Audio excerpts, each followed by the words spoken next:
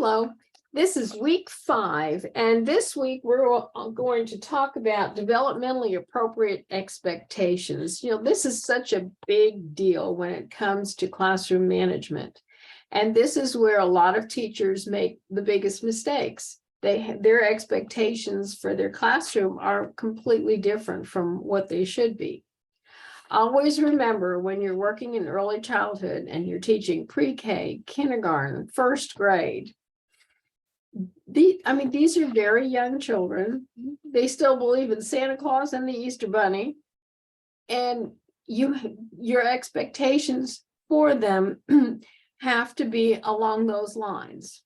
They're still magical thinkers. They oftentimes believe, if I think about it, it'll happen.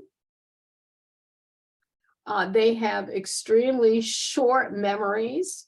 So many times you say to yourself, gosh, I taught them how to do this yesterday. Why don't they remember it today? They must not have been listening. Yeah, they were listening yesterday, but they have forgotten because their short-term memory is so limited at this age. So as you read through this chapter, just keep those things in mind, that they have very short memory span, a very short attention span. They need to have things taught in a hands-on way so that they can feel it, touch it, hear it, see it, interact with it. Worksheets don't do it. Lecturing doesn't do it. Videos don't do it.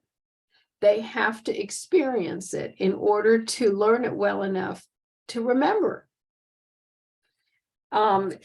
It's a good chapter, just on page 59, for those of you who have a paper copy. For those who have an electronic copy, the heading is Social Emotional Development, What to Expect. And it breaks it down into the different age groups and just gives you a little synopsis of what you can expect at that age. Great information. Talks a great deal about the different forms of memory, all good. Obviously, if you're teaching in pre-K, you're going to have pre-operational thinkers.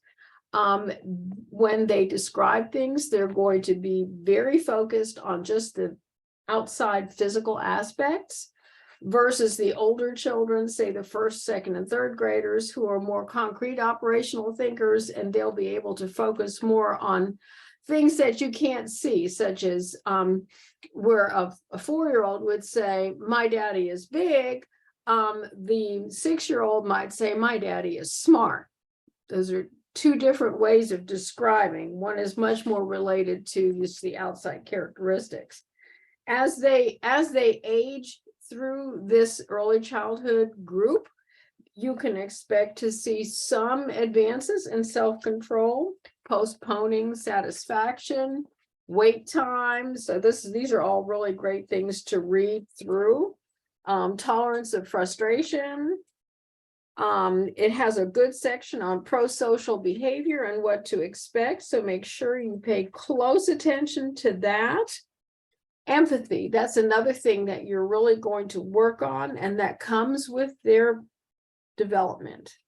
Nobody is born empathetic. It doesn't happen. Empathy is a taught skill, mostly taught by modeling and experiencing others being empathetic towards oneself. So that's a really good thing to read in this chapter, and that's about it. You're going to, let me go ahead and share the screen, and just a few thoughts.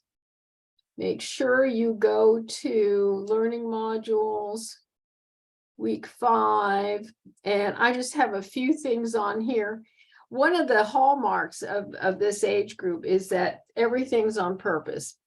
It doesn't matter if you saw Johnny run into Susie and by accident, complete accident, and knock Susie down. Oh, Susie's going to swear up and down that he did it on purpose. But that is the perception. It's all about perception at that age. So just bear that in mind. This particular link here at Vanderbilt is fantastic. It has so many good resources for teachers. So I'm going to let you kind of skip through there and see what you can find that you would enjoy downloading. It's all free. Okay, and then this week you're going to complete reading response number 3. You're going to explain the major elements of social emotional development that teachers can expect in young children. You're going to explain the development of perception and memory during early childhood. Give me just a little timeline. You're going to contrast how 3 through 8-year-olds and older children differ in how they think about the behavior and motives of others.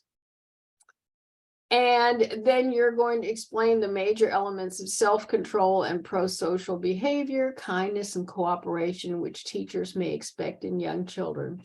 All really important pieces of knowing what to expect based on child development. When you know what you can expect, your classroom is going to function much more smoothly. All right, if you have any questions at all, please contact me. Well, I'll be happy to set up a Zoom appointment. For those of you who are graduate students, undergraduates, you can just turn it off. Graduate students, you will need your Barbara Sorrells textbook by next week. Make sure you have the textbook. Okay. Let me know if you need anything. Have a wonderful week. Bye-bye.